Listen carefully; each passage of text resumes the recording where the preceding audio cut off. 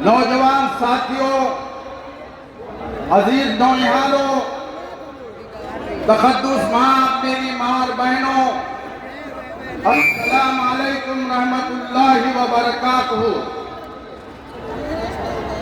अजीजान मोहतरम,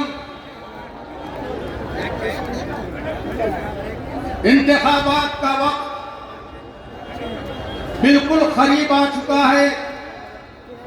इंतखाबी मुहिम अपने उरूज को तय करते हुए कल इख्तिताम की तरफ पहुंचने वाली है।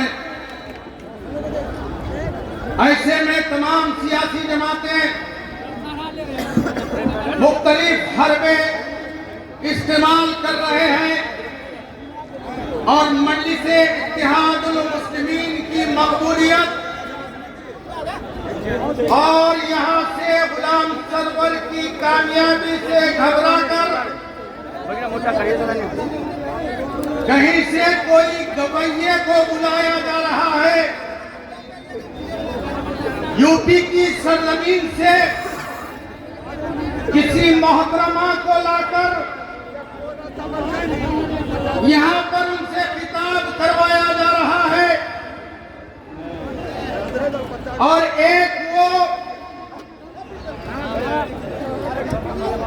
जिसने मेरे सदर नकीबे मिल्लत बैरिस्टर असदुद्दीन अवैसी साहब के हक में कुछ बकवास करा था, वो भी परसों यहाँ पर आया था।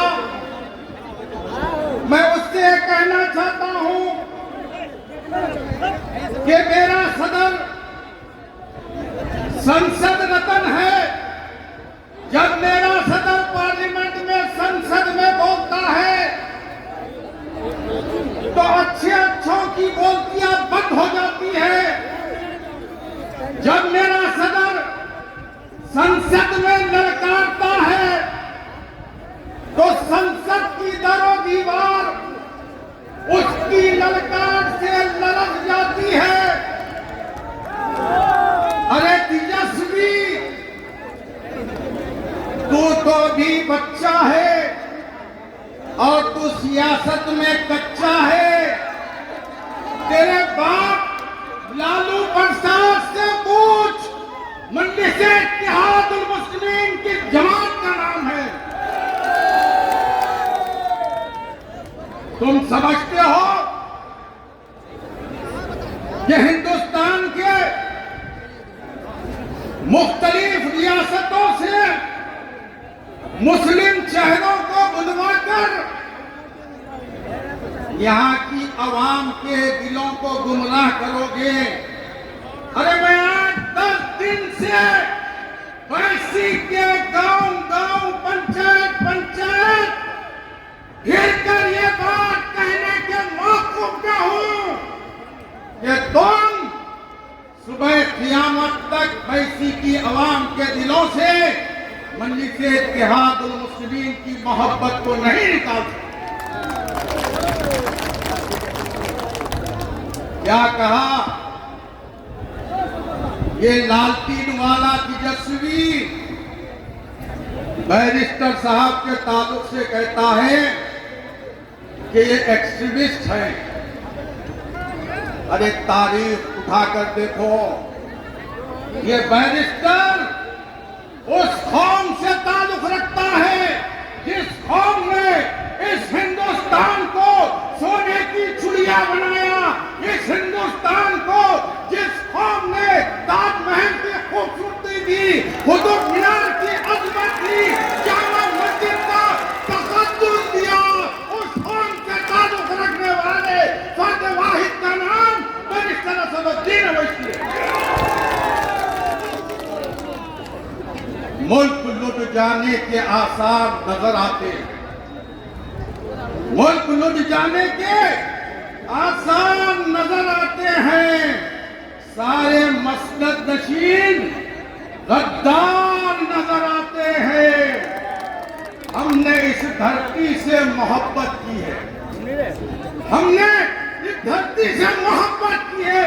इसका सबूत ये है कि जब हम मरते हैं धरती में बेबंदे खाक होकर इस बात का सबूत देते हैं कि इस धरती से हम न सिर्फ जिंदगी में मोहब्बत करते हैं बल्कि मरने की बात भी इस धरती को हम महबूब रखते हैं।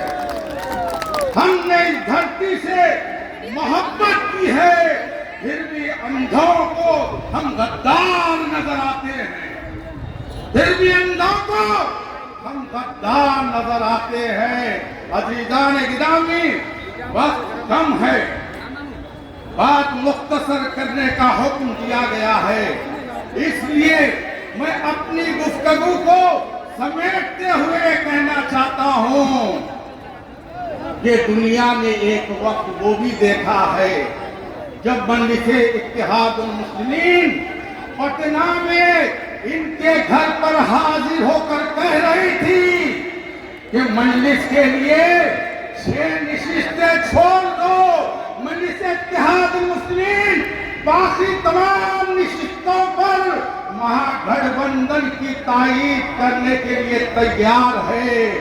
लेकिन इन मगरूरों ने मजलिसे इत्तेहादुल मुस्लिमीन को इग्नोर किया, तो दुनिया देखेगी जब 14 तारीख के दिन नतीजे आएंगे तो राहुल गांधी, तेजस्वी यादव दारुस्सलाम पर हाजिर होंगे और नकीबे मिल्लत के सामने हाथ उठाकर अपना सर झुकाकर नकीबे मिल्लत से गुजारिश करेंगे कि नकीबे मिल्लत हमको मजलिसे इत्तेहादुल मुस्लिमीन की तायीद चाहिए।